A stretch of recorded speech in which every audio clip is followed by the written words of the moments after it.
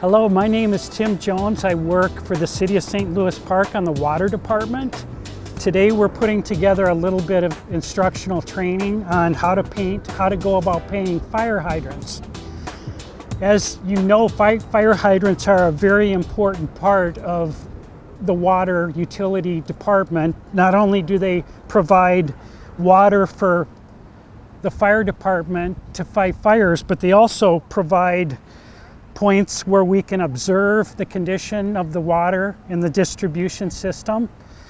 Now, unfortunately, our fire hydrants are getting very baked. A lot of them are rusty. They haven't been painted for years. And what's more, this is pretty much the only thing people ever see. They don't see all the underground infrastructure that's like the water mains that supply water to these fire hydrants. So what we're going to do today is just go over a few of the steps that you would want to take in painting a fire hydrant. First of all is safety. We've provided kits for you with brushes, with red paint, and some primer if you decide you need that. But it's important that we wear the vests. I would like to see you start in quieter residential areas where you can park your car, like right next to a hydrant, not on, like, say, a busy thoroughfare like what we're looking at here, Minnetonka Boulevard. The nice thing about the residential hydrants is they're entirely red. Usually a residential hydrant is being fed by a 6-inch water main. We do have other hydrants, maybe you've noticed them, that have like a green helmet or maybe even a yellow helmet. Those are for the fire department to know that there are larger mains feeding those hydrants. Those are usually commercial industrial areas where they may need more water than a residential. So the first thing I want you to do is put your vest on, obviously. I want you to check and make sure that these caps are tight. A lot of times you'll find them loose, like what I just did. Most hydrants have 2 of these 2.5-inch nozzles. They have brass threads. They have nipples with brass threads. We don't want to paint those threads. So we want to make sure that they're at least hand tight. Okay, so you don't get paint on the threads. Don't paint the inside of our caps. The first thing you're going to want to do is spend just 2 or 3 minutes scraping. Now, if I'm looking at this hydrant here and I see a lot of loose rust, so if I can knock some of that rust off or some of that flaky paint, so after spending a few minutes doing that, you might notice that there's a lot of rust. What I've done is I provided a primer for that rust.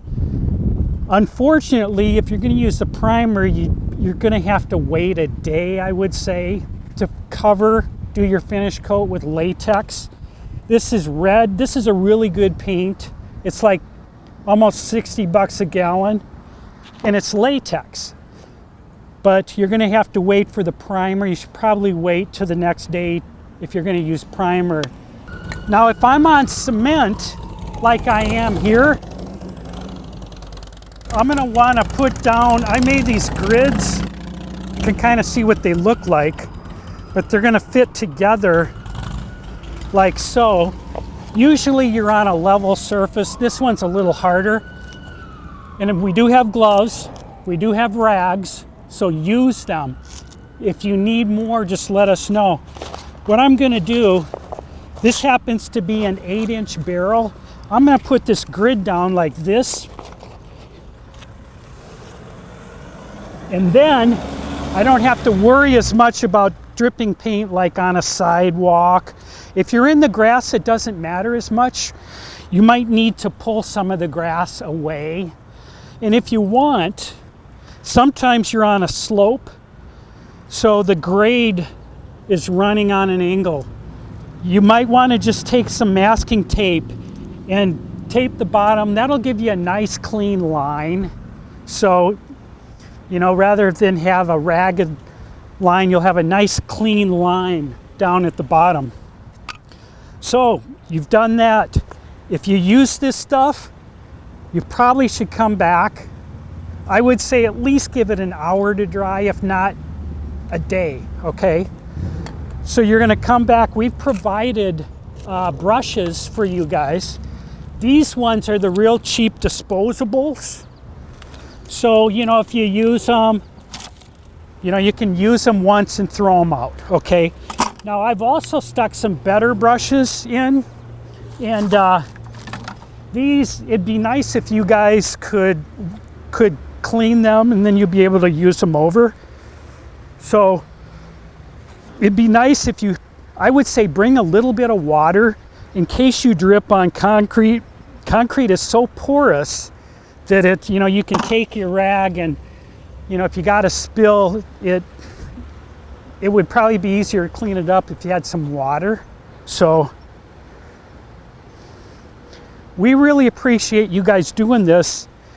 We have taken bids on hydrants. We can have these hydrants sandblasted, primed, and finish coated for about like $180 per hydrant. So obviously we have to be good stewards of what resources we do have. And so we really appreciate people in the community caring about what our hydrants look like, since they are in fact what little we see of our massive water utility infrastructure. Thank you.